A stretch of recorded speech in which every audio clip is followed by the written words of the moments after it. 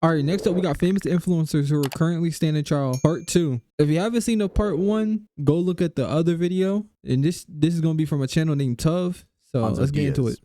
Luxury car. Serious. Let's go back a little bit. Talia Alonso Diaz.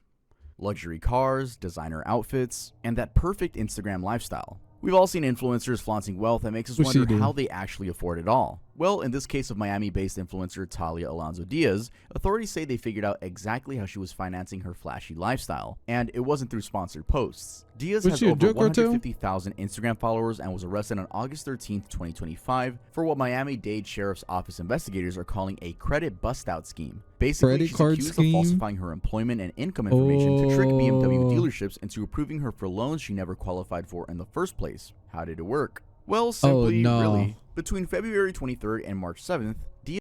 Why would you do that and then record your lifestyle? Why would you want like all that money? Bro, never mind. Diaz went on what investigators are calling a luxury car shopping spree, financing 3 different BMW vehicles from a dealership in Doral. These cars were valued at $35,997, $48,998, and $79,995, a total of nearly $166,000 worth of German engineering. Now, the problem with a credit bust-out is that it's not just about lying on an application. According to the NBC, people involved in this type of fraud typically falsify their employment or income to misrepresent their financial situation, causing automotive lenders to approve them for credit where they would have declined them if their true financial condition was revealed. And it wasn't some spur-of-the-moment decision. The Miami-Dade Sheriff's Office says Diaz worked with an accomplice to pull off the scheme, which suggests there might have been some inside help making this whole operation possible. That detail makes this case potentially more complex than just a single influencer trying to fake her way into luxury cars. She's now facing some serious charges: organized fraud, second-degree grand theft, obtaining a vehicle by false statements, and 3 separate counts of obtaining a vehicle by trick. With all the evidence Miami-Dade detectives have collected, her legal team is definitely going to have their hands full. Vitaly Zadorovetsky. Next, there's another content creator who's built their entire brand around pushing boundaries, and it worked for him until someone finally pushed back. Vitaly Zadorovetsky, aka Vitaly ZDTV, is that creator. And right now, he's learning what happens when It's Just a Prank Bro meets a foreign justice system that doesn't find harassment particularly funny. The 32-year-old Russian-born YouTuber has been sitting in a Philippine jail since April of this year. And unlike his usual stunts, this isn't something he can edit his way out of. Vitaly was arrested in Manila after a live-streamed rampage through Bonifacio Global City, where he stole a security guard's hat, tried to grab another guard's weapon, made lewd jokes, and ran off on someone else's motorcycle. Over a dozen people were harassed in just 30 minutes of video. Philippine authorities charged him with unjust vexation, theft, and public disturbance. While some complainants have withdrawn their cases, at least one remains active, and that's enough to keep him locked up. The Bureau of Immigration has also labeled him an undesirable alien, but they can't deport him until his criminal cases are resolved. According to Legal Mindset, a YouTube lawyer tracking the case, Vitaly could face up to 18 months in prison for the remaining charge. And Philippine law is clear: you can't skip out on criminal liability through deportation. As Legal Mindset explained, once he serves his time, then the Philippines will have to send him somewhere. But that could be years away, though it's not like anyone's in a hurry to see him leave. In fact, nobody wants him. Vitaly reportedly holds dual Russian and American citizenship, but neither country has confirmed they'll accept him if he's deported. He actually could remain in indefinite detention even after serving his sentence because of this, and you can't really blame them. Back in April of 2020, for example, Vitaly was arrested in Miami Beach for physically assaulting a woman who was out jogging. He later claimed he was under the influence of hallucinogenic drugs at the time, aka shrooms, and the case was settled privately without a conviction. After that Miami assault, sponsors dropped him and he briefly disappeared from mainstream platforms, but Vitaly found a new niche: vigilante predator hunting live streams, where he posed as bait to catch potential predators. The problem was, his methods were completely unsanctioned by law enforcement and often involved physical violence. Anyway, Philippine officials have made it clear that online fame doesn't grant immunity from local laws. Celebrity status means nothing when you're breaking the law in their country. Vitaly's an OG YouTuber that I'm sure a lot of us used to watch back in the day, but he's also one that makes you think, like, why is he still doing this? I mean, the guy's been doing pranks for a decade. He probably made so much money because I remember seeing some of his stuff. I didn't really watch him that often. I watched a couple of them, like some of them. He was getting like millions of views though. That's one thing I don't get. People that used to make millions of views and now they going broke. Like, what did you spend your money on? And he's now 33 years old, still thinking harassing people is funny. At some point, you gotta give it up, bruh. But hey, he's in prison now and awaiting trial, so I guess that's what he gets. Let's head on to the next one. Chiara Ferragni, Italy's top influencer. A few years ago, Chiara Ferragni was literally the queen of Italian social media. She was the first vlogger to grace a Vogue cover, built a 75 million euro empire from a fashion blog called The Blonde Salad, and had luxury brands like Dior and Valentino sponsoring her fairy tale wedding to rapper Fedez. With nearly 29 million Instagram followers, she was Italy's answer to Kim Kardashian, glamorous, successful, and seemingly untouchable. Now she's potentially facing up to 5 years in prison, all over a Christmas cake. Yes, I know that sounds ridiculous, but this is actually a massive fraud case that's been dubbed Pandorogate, and it completely destroyed her career in the span of about 6 months. In December of 2022, Ferragni promoted special pink Christmas Pandoro cakes, FYI Pandoro being Italy's alternative to panettone. She was telling her followers that buying these cakes would help support the Regina Margherita Children's Hospital in Turin. The cakes were selling for €9 instead of the usual €3, and Ferragni was making it seem like I ain't gonna lie.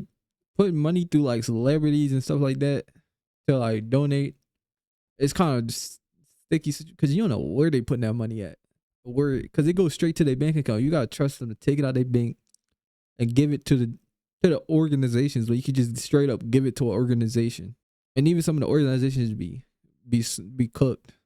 Money was going to the sick kids, but journalist Salvagia Lucarelli started digging and discovered that no money from the cake sales was actually going to the hospital. The manufacturer, Balacco, had made a one-time €50,000 donation to the hospital 6 months before the cakes even went on sale, while paying Ferragni over €1 million for the promotion. Consumers thought they were being charitable when they were really just padding Ferragni's already massive bank account. Italy's competition authority hit her with a €1 million fine, but that was just the beginning. Ferragni initially posted 75 mil, couldn't even donate like at least $1 million error while wearing an expensive cashmere sweatsuit, which went over about as well as you'd expected, with angry Italians who felt scammed. The thing is, investigators kept digging around and found it wasn't an isolated incident. They uncovered similar schemes with Easter eggs and other products where Ferragni was promoting charity partnerships that weren't actually sending proceeds to the advertised causes. By October of 2024, prosecutors calculated she made an unjust profit of over €2.2 million from these fake charity collaborations. And just like that, your favorite influencer's clear sandcastle came crashing down. Major brands like Pantene, Coca-Cola, and now you gotta pay a mill, canceled their partnerships with her. She stepped down from Todd's board of directors, closed her Milan store, and lost over 150,000 followers practically overnight. A €75 million investment deal for her company fell through completely. But wait, it gets worse. Or better, depending on how investment deal for over 150,000 followers practically overnight. A €75 million 75 mil? So you lose 75 million? Bro, that's why I don't get why people, you already got a lot of money. Why are you still scamming, bro? Right, bro, chill out, because you could lose all that. You could lose all that in any second. And then you basically just lost 75 million. Like, all that money you scammed wouldn't have even competed with 75 mil.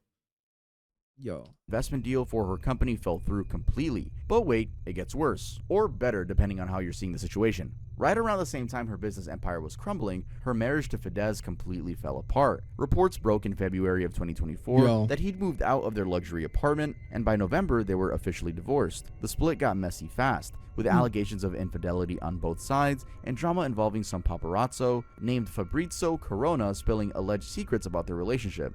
In January of 2025, Milan prosecutors officially indicted Ferragni for aggravated fraud, and her trial is set to begin this month. She's facing charges related to both the Pandoro cakes and the Easter egg schemes. If convicted, she could get between 1 and 5 years in prison. Dang. The Tate brothers. It's time to talk about the most controversial brothers in internet space, the Tates. Andrew and Tristan Tate have gone from kickboxing champions to self-proclaimed alpha males to facing a combined total of 6 criminal investigations across 3 different countries. And honestly, their legal troubles are so extensive at this point that it feels like it never ends. Andrew Tate, age 38, and his younger brother, Tristan, 36, are currently juggling criminal cases in Romania, the UK, and the United States, plus multiple civil lawsuits thrown in for good measure. Andrew's built a following of over 10 million on Twitter by promoting what he calls traditional masculinity, but what critics describe as straight up misogyny. Problem is, a growing number of women are saying his real life behavior goes way beyond controversial social media posts. So let's start where this whole case began, Romania. In December of 2022, the brothers were arrested after an American woman reported to the US Embassy that she was being held against her will at a property the Tates owned. Romanian authorities raided their compound and found 4 women, 2 of whom said they were being held captive, Prosecutors claim the brothers used the quote lover boy method, basically love bombing women into relationships, then No, they forcing had them the to create whole explicit SWAT. content for sites like OnlyFans as part of an organized crime operation. Romanian authorities have identified at least 35 alleged victims, including minors, 35? and they've seized nearly $4 million worth of the brothers' assets, cars, properties, watches, etc. $4 million, I'd be Then, sick to in my May of stomach. 2025, the UK's Crown Prosecution Service hit them with 21 additional criminal charges. Andrew faces 10 charges including human trafficking, and actual bodily harm related to 3 alleged victims, while Tristan faces 11 charges related to 1 victim. These charges stem from alleged incidents between 2012 and 2015, back when Andrew was appearing on reality shows like Big Brother. The UK had actually investigated Andrew before. In 2015 and again in 2019, women came forward with and assault allegations, but the Crown Prosecution Service declined to press charges, saying the evidence didn't meet their legal standards. Now they're taking another shot at it with what appears to be back stronger in evidence. 2015? Meanwhile, the brothers are Wait, all back when? Andrew Bofine back when to 1 victim. These charges stem from alleged incidents between 2012 and 2015 standards. Now they're 2012? taking another shot at it with what appears to be stronger Wait, evidence. they had the Meanwhile, the brothers allegations are in also under 2012, federal 2015? investigation in the That's a little weird though. In 2012, 2015? So did they do? United States, specifically by the crazy. Department of Justice I didn't for the even know Southern that. District of New York, though the exact nature of those charges hasn't been revealed yet. Florida's Attorney General opened his own investigation after the brothers briefly visited the state in February, with Governor Ron DeSantis making it clear they weren't welcome there. Now for the civil Oh cases. my. 4 British women are suing Andrew in the UK High Court, with a trial that was UK recently moved too? from 2027 to June of 2026 because the judge was, quote, very keen to get on with the case. These are the allegations. One woman claims Andrew pointed a gun at her face and said, "You're All right, bro. There's too many. It started to get too many where it's like, is it true? Is it not? Allegedly, is it true? Like, it started to get a little weird, bro. Too many allegations, bro. You're gonna do as I say or there will be hell to pay." While another woman says he strangled her unconscious during sex. You'd think the only victims are these women, but according to them, that's not the case. That's right, these guys are painting themselves as the victims of a circus. They filed defamation lawsuits seeking millions in damages against some of their accusers, and 2 Romanian witnesses reportedly went into hiding after being targeted by a troll army of online harassment. Now, as we speak, both brothers are back in Romania after their travel ban was lifted, reportedly with help from the Trump administration. They're supposed to stay under judicial control while their Romanian case proceeds, but somehow they've been allowed to travel internationally. We'll need to wait until June of 2026 for Andrew's UK civil trial. Love Island's Biggs, Chris, and others. When reality TV stars pivot into social media influence, they usually stick to promoting harmless products, I don't know, things like teeth whiteners and protein shakes, but a group of Love Island contestants decided to get into something way more lucrative and way more illegal. Here's Biggs Chris, Jamie Clayton, and Rebecca Gormley What did they do? in Westminster Magistrates Court in July of 2024, standing side by side in the dock like they were back on Love Island waiting for an elimination. But this time, they were definitely not competing for a cash prize. They were facing up to 2 years in prison for promoting unauthorized investment schemes to their combined 4.5 million followers. Here's how they got there. Them Between scams. 2018 and 2021, this man, Emmanuel Nuanzi, and Holly Thompson were running an Instagram account called @Holly_FX Trends, dishing out advice on buying and selling contracts for difference, basically high-risk bets on foreign currency prices. Problem is, they weren't authorized to give that kind of financial advice. The Financial Conduct Authority says 80% of people who bought into these schemes lost money. But what does Love Island have to do with all of this? Well, Nuanzi wasn't satisfied with just scamming regular folks. He paid the Love Island crew, along with Toei's Lauren Goodger and Yasmin Ukelu, plus Geordie Shore's Scott Timlin, to push this dodgy investment advice to their millions of followers.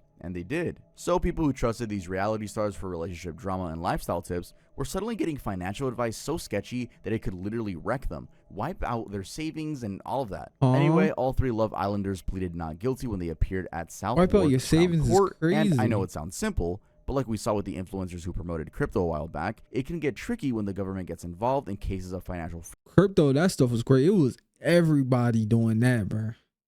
Every single influencer.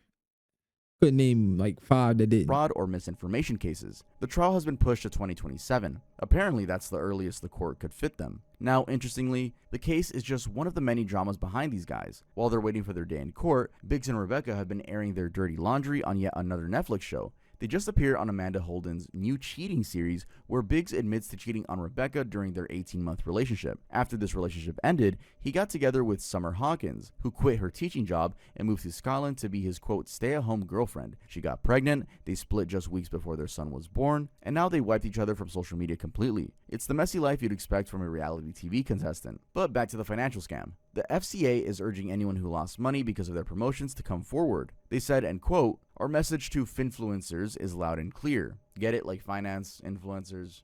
Yeah, I'm sure you guys get it. They must act responsibly and only promote financial products when they are authorized to do so or face the consequences. It's honestly the perfect storm. Reality TV fame, social media influence, and financial fraud all wrapped into one messy package. Jesus. Alright guys, that was it for this video. If you enjoyed it, make sure to leave a like. If you're not subscribed yet and you made it this You heard that, nigga. Make sure to like, comment, and subscribe on this video. We out, nigga.